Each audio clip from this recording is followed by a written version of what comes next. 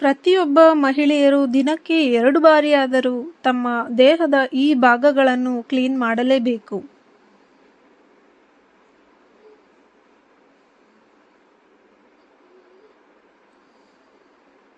ಮಹಿಳೆಯರು ತಮ್ಮ ದೇಹದ ನೈರ್ಮಲ್ಯದ ಬಗ್ಗೆ ಅಧಿಕ ಕಾಳಜಿ ವಹಿಸಬೇಕು.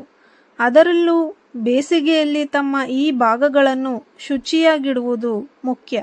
ಆರೋಗ್ಯವಾಗಿ ಇರಬೇಕಾದರೆ ಬರೀ ಪೌಷ್ಟಿಕಾಂಶ ಭರಿತ ಆಹಾರಗಳನ್ನು ಸೇವಿಸುವುದು ಮಾತ್ರವಲ್ಲ, ಪ್ರತಿಯೊಬ್ಬರೂ ವೈಯಕ್ತಿಕ ನೈರ್ಮಲ್ಯದ ಬಗ್ಗೆ ಕಾಳಜಿ ವಹಿಸಬೇಕು. ಮಹಿಳೆಯರು ಈ ವಿಷಯದಲ್ಲಿ ಹೆಚ್ಚು ಜಾಗರೂಕರಾಗಿ ಇರಬೇಕು.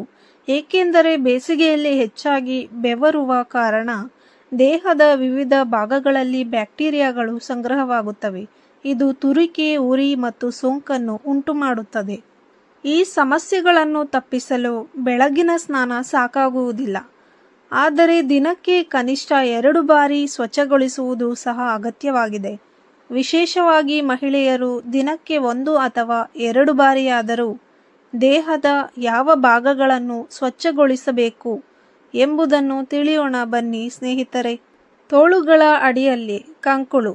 ನಮ್ಮ ದೇಹದಲ್ಲಿ ಅತ್ಯಂತ ಬೆವರೋ ಜಾಗ ಅಂದರೆ ಕಂಕುಳ ಅಡಿ.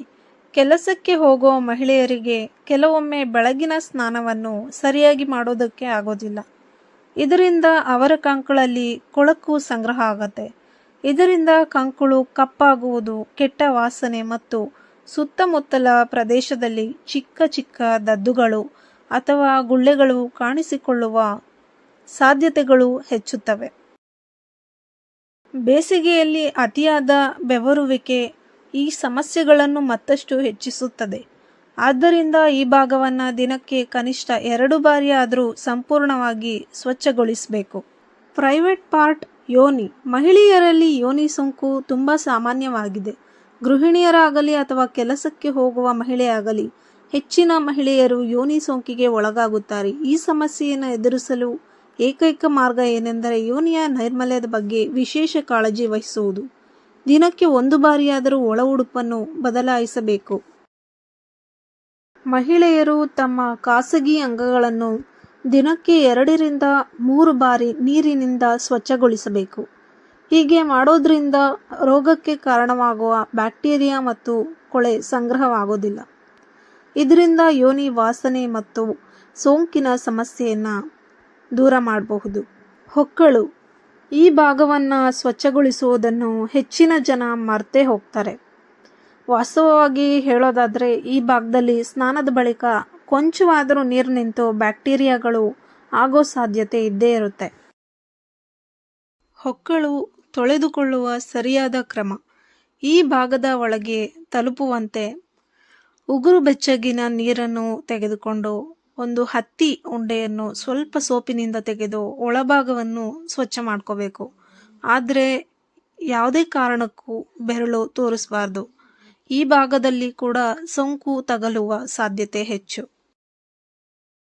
ಸ್ತನಗಳ ಕಾಳಜಿ ವಹಿಸಿ. ಸ್ತನಗಳ ತ್ವಚೆ ಆರೈಕೆಯು ತುಂಬ ಮುಖ್ಯವಾಗಿದೆ. ಹಾಗಾಗಿ ನೀವು ಈ ಕೆಲಸಗಳನ್ನು ಮಾಡಿ. ಮೊದಲು ದಿನಕ್ಕೆ 1 ಬಾರಿ ಆದರೂ ಈ ಜಾಗವನ್ನು ಸ್ವಚ್ಛ ಮಾಡಿ. ನಂತರ ಸ್ತನಗಳಿಗೆ ಕೊಬ್ಬರಿ ಎಣ್ಣೆ ಅಥವಾ ಡಾಕ್ಟರ್ ಸಜೆಸ್ಟ್ ಮಾಡುವಂಥ ಕ್ರೀಮ್ ಹಚ್ಚಿ ಮಸಾಜ್ ಮಾಡಿಕೊಳ್ಳಿ. ಇದರಿಂದ ನಿಮ್ಮ ಸ್ತನ ಸ್ವಚ್ಛವಾಗಿರುತ್ತದೆ. ಮತ್ತು ಯಾವುದೇ ಕಾರಣಕ್ಕೆ ಟೈಟ್ ಆಗಿರೋ ಬ್ರಾಗಳನ್ನ ಧರಿಸಬೇಡಿ. ಇದು ಮತ್ತಷ್ಟು ತೊಂದರೆಗೆ ಒಳಗಾಗುವ ಸಾಧ್ಯತೆ ಇದೆ. ಹಲ್ಲು ಮತ್ತು ನಾಲಿಗೆ. ಹಲ್ಲಿನ ಸಮಸ್ಯೆಗಳನ್ನ ತಪ್ಪಿಸಲು ಮೌಖಿಕ ನೈರ್ಮಲ್ಯವನ್ನು ಕಾಪಾಡಿಕೊಳ್ಳೋದು ಬಹಳ ಮುಖ್ಯ. ಬೇಸಿಗೆಯಲ್ಲಿ ಹೆಚ್ಚಿನ ಕಾಳಜಿ ವಹಿಸಬೇಕು. ಯಾಕಂದರೆ ಬೇಸಿಗೆಯಲ್ಲಿ ಹೆಚ್ಚು ಕೂಲ್ ಡ್ರಿಂಕ್ಸ್, ಜ್ಯೂಸ್ಗಳನ್ನು ಸೇವಿಸ್ತಾ ಇರ್ತೀರ. ಇದು ಹಲ್ಲಿಗೆ ಹಾನಿ ಉಂಟು ಮಾಡಬಹುದು. ಇದಕ್ಕಾಗಿ ದಿನಕ್ಕೆ 2 ಬಾರಿ ಆದರೂ ಹಲ್ಲುಜ್ಜುವ ಅಭ್ಯಾಸವನ್ನು ಮಾಡಿಕೊಳ್ಳಿ. ಬೆಳಗ್ಗಿನ ಹೊರತಾಗಿ ರಾತ್ರಿ ಮಲಗುವ ಮುಂಚೆ ಬ್ರಷ್ ಮಾಡಿ.